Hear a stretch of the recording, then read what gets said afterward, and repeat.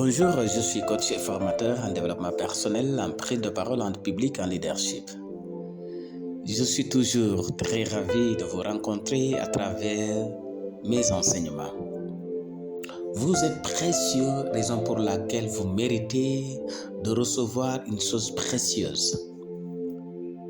Dans ce monde où nous vivons, la chose la plus extraordinaire qui mérite tout le bien, c'est l'être humain. Un jour, j'écoutais un leader qui enseignait. Il a dit même leurs toilettes sont climatisées. Les gens riaient. Il dit, vous savez pourquoi? Parce que la chose la plus importante sur la terre, c'est l'être humain. Ce n'est pas la voiture, ce n'est pas l'argent, ce n'est pas une maison, ce n'est pas le pouvoir non plus. C'est l'être humain. C'est pourquoi un savant disait, après la Seconde Guerre mondiale, l'homme a atteint son niveau de sauvagerie. L'homme a perdu le sens de son existence.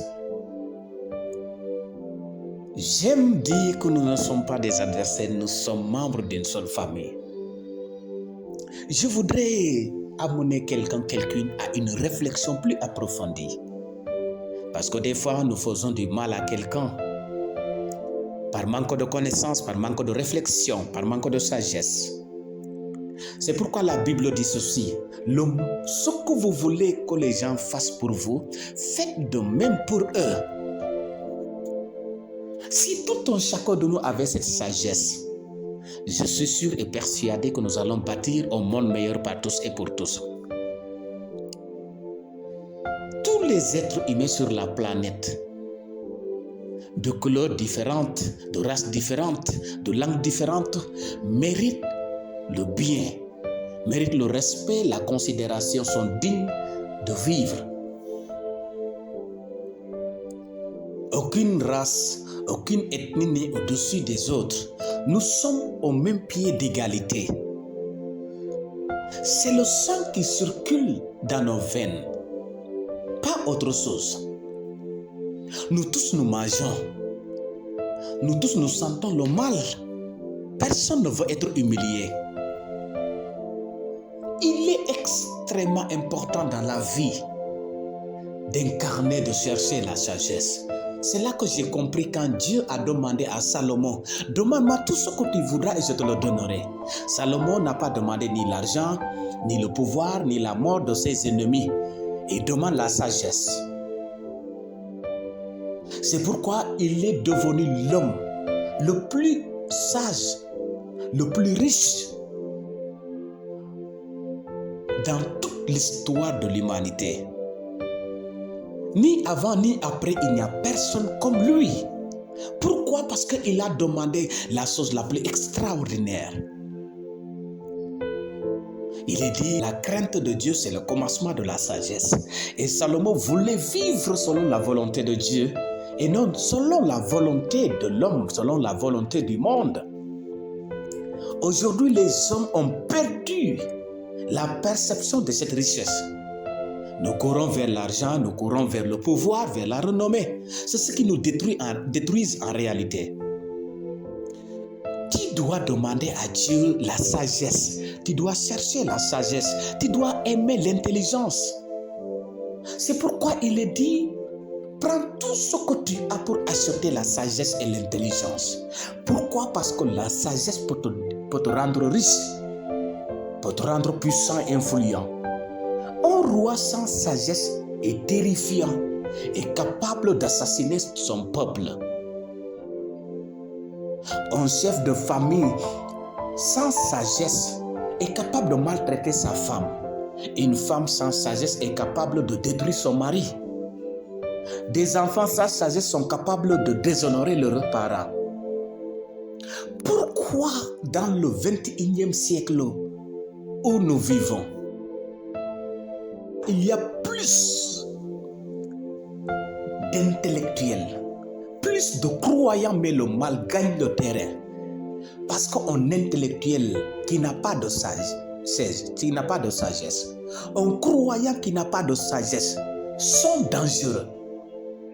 Si vous êtes un croyant mais vous n'avez pas la sagesse, vous êtes dangereux. Parce que vous allez penser que vous aimez Dieu. Or, tous les jours, vous êtes contre Dieu à travers vos actes, votre comportement, votre accoutrement.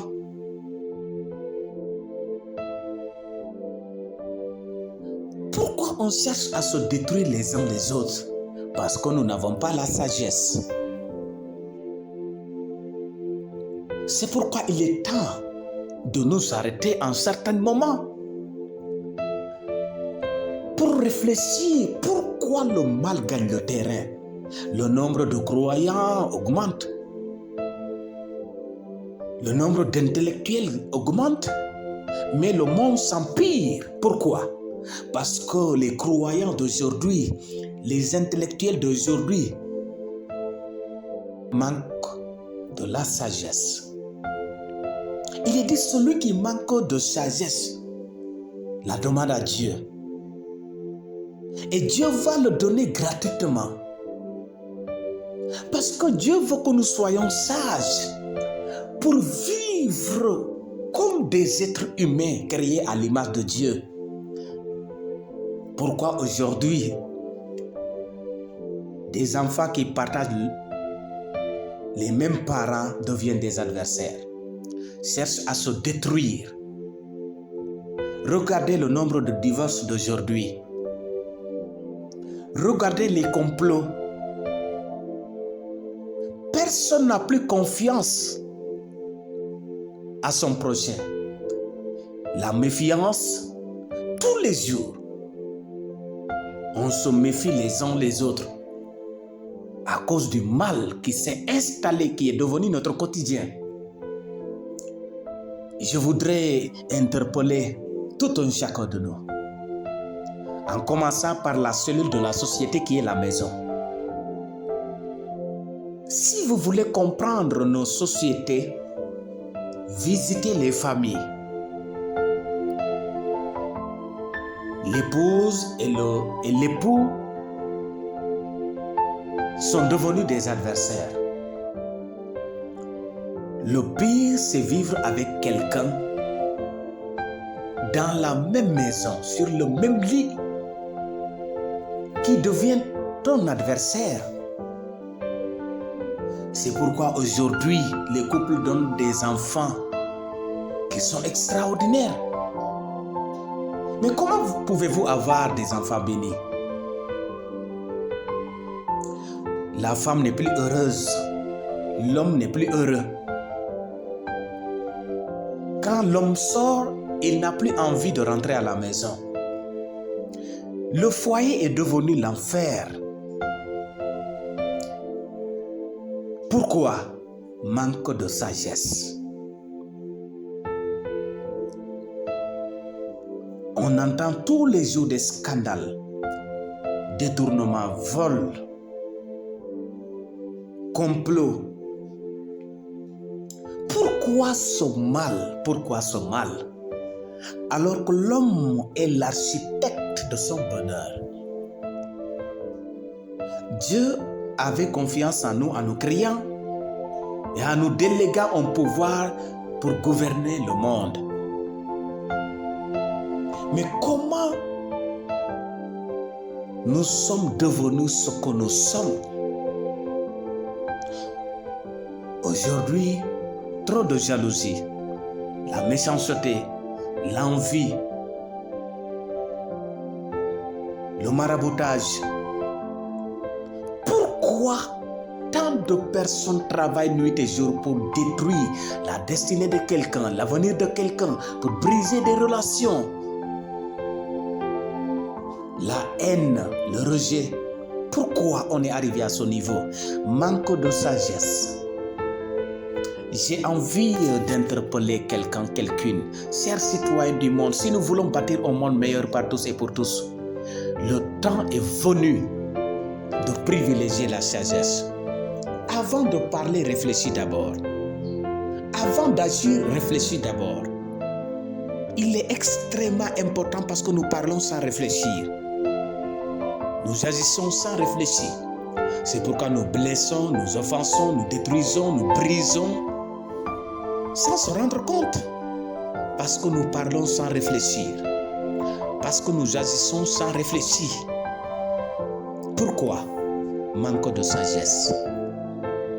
La sagesse, c'est votre capacité avant de parler, avant d'agir, de réfléchir. Et si cette parole que vous voulez prononcer se lever contre vous, si l'action que vous voulez poser se lever contre vous, je vous dis toute la vérité. C'est possible de guérir notre monde, de transformer notre monde en un monde paradisiaque. Mais il nous faut accepter de poursuivre la sagesse comme nous poursuivons l'argent et le pouvoir. Aujourd'hui, à cause de l'argent et le pouvoir, nous avons abandonné la sagesse. Le pouvoir, ce n'est pas mauvais ni l'argent. La renommée non plus. Mais pour que ces choses soient plus utiles à l'humanité, il nous faut la sagesse. Aujourd'hui, certains sont devenus fous à cause du pouvoir. Certains sont devenus arrogants à cause de la richesse. Mais la sagesse allait vous maintenir malgré la richesse, le pouvoir, la renommée, à être humble. Ceux qui ont la sagesse, malgré le pouvoir, la richesse, la renommée, ils sont humbles. Ils sont humbles. Quand vous êtes sage, vous respectez tout le monde. Vous respectez vos parents. Vous respectez les personnes âgées. Vous respectez vos collègues. Même les enfants sont précieux à vos yeux. La vie est précieuse à tes yeux. C'est grâce à la sagesse. La sagesse nous révèle que nous sommes précieux. La sagesse nous révèle que la vie est un don, est un cadeau. Et nous devons en profiter. Pas pour détruire, mais pour reconstruire.